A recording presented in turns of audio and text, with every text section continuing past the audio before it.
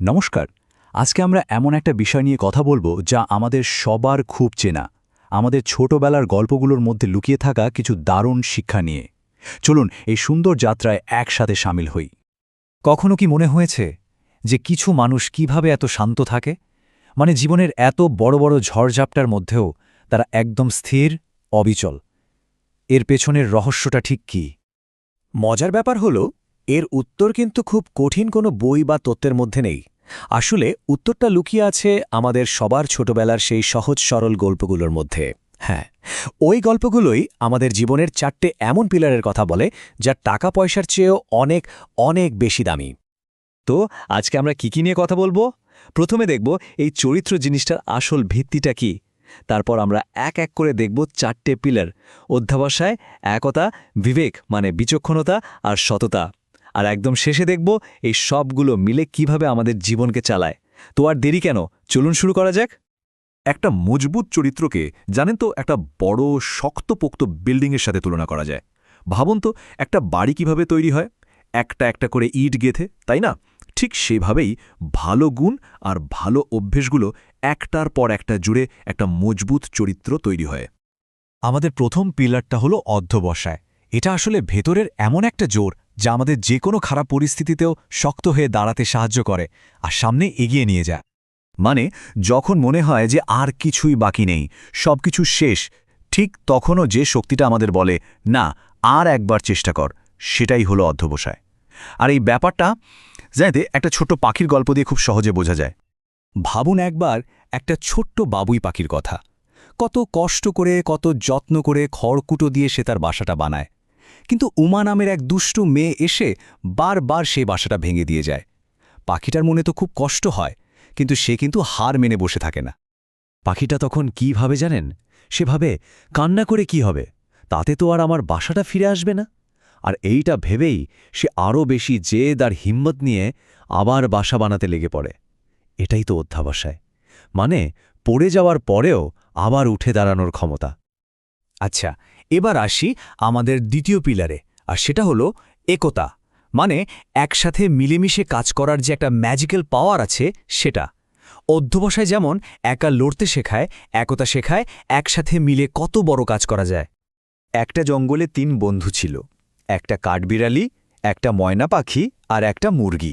ওরা ঠিক করল যে ওরা একসাথে থাকবে আর নিজেদের মধ্যে সব কাজ ভাগাভাগি করে নেবে। কাঠবিড়ালি দারুণ রান্না করত, ময়না ঘরদোর পরিষ্কার রাখত, আর মুরগিটা ওদের ছোট্ট বাগানটার দেখাশোনা করত। একসাথে কাজ করার ফলে কি হলো জানেন?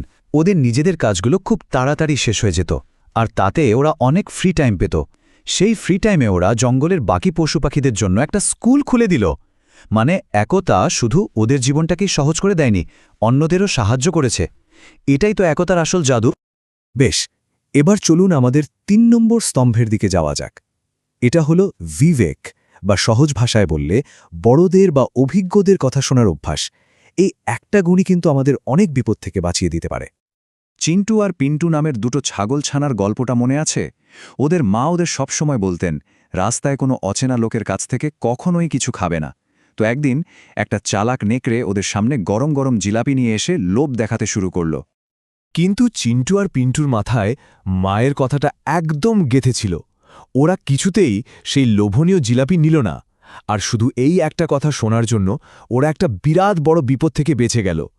সত্যি বলতে কি, বড়দের পরামর্শগুলো একটা অদৃশ্য বর্মের মতো আমাদের রক্ষা করে। আর এখন আমরা চলে এসেছি আমাদের শেষ আর সম্ভবত সবচেয়ে জরুরি স্তম্ভের কাছে, সততা। এটা শুধু একটা গুণ নয়, এটা হলো বিশ্বাস আর সম্মানের ভিত্তি। ভাবুন তো একজন খুব গরিব কৃষকের কথা। তার ঘরে খাবার নেই, পরনের জামাকাপড়ও ছেঁড়া। একদিন মাঠে কাজ করতে গিয়ে সে একটা সোনার মোহর ভর্তি কলসি পেল। সে চাইলেই তো ওটা দিয়ে নিজের সব দুঃখ দূর করতে পারত, তাই না? কিন্তু তার মনে এক বিন্দুও লোভ আসল না। সে সোজা কলসিটা নিয়ে রাজার কাছে চলে গেল। রাজা তো তার সততা দেখে অবাক। তিনি জানিয়েছিলেন যে ওই কলসিটা তিনিই রেখেছিলেন, রাজ্যের সবচেয়ে সৎ মানুষটাকে খুঁজে বের করার জন্য একটা পরীক্ষা হিসেবে। কৃষকের সততায় মুগ্ধ হয়ে রাজা তাকে রাজ্যের কোষাধ্যক্ষ বানিয়ে দিলেন, যেটা সবচেয়ে দায়িত্ব আর বিশ্বাসের পদ। এই গল্পটা চোখে আঙুল দিয়ে দেখিয়ে দেয় সততার পুরস্কারটাই সবচেয়ে বড়। তো আমরা চরিত্রের এই 4টে মজবুত পিলার নিয়ে কথা বললাম। এবার একদম শেষে এসে চলুন দেখি এই 4টে পিলার একসাথে মিলে কিভাবে আমাদের জীবনটাকে চালায়। তাহলে আমরা কি শিখলাম? বাবুই পাখি আমাদের শিখিয়েছে হার না মানতে। কাঠবিড়ালি, ময়না আর মুরগি দেখিয়েছে একসাথে থাকলে কি না করা যায়। ছাগলছানারা বুঝিয়েছে বড়দের কথা শোনা কেন জরুরি। আর ওই সৎকৃষক প্রমাণ করে দিয়েছে যে সততার পথটাই আসল পথ। দেখুন, এই গুণগুলো কিন্তু একটা আরেকটার থেকে আলাদা নয়, বরং এগুলোকে একটা রথের 4টে চাকার মতো ভাবতে পারেন। অধ্যবসায়, একতা, বিবেক আর সততা, এই 4টে চাকা যখন একসাথে ঠিকঠাক মতো ঘোরে, তখনই কিন্তু জীবনের রথটা একদম মসৃণভাবে সঠিক পথে এগিয়ে যায়। তাহলে চলুন আজকের আলোচনাটা শেষ করার আগে নিজেদের একটা প্রশ্ন করি। এই 4টে পিলারের মধ্যে আজ আমরা কোনটাকে আরেকটু মজবুত করার চেষ্টা করতে পারি? আমাদের হার না মানার জেদটাকে, নাকি একসাথে চলার ইচ্ছেটাকে? বড়দের কথা শোনার অভ্যাস, নাকি নিজের সতটাকে? উত্তরটা যাই হোক, চলুন আজ থেকেই সেই দিকে ছোট্ট একটা পা বাড়াই।